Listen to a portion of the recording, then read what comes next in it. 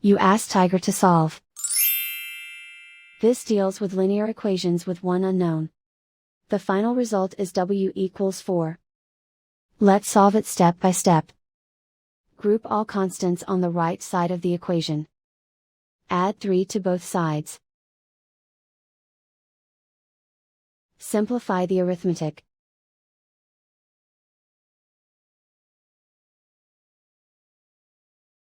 Isolate the w. Divide both sides by 5. Simplify the fraction. Find the greatest common factor of the numerator and denominator. Factor out and cancel the greatest common factor. And so the final result is w equals 4.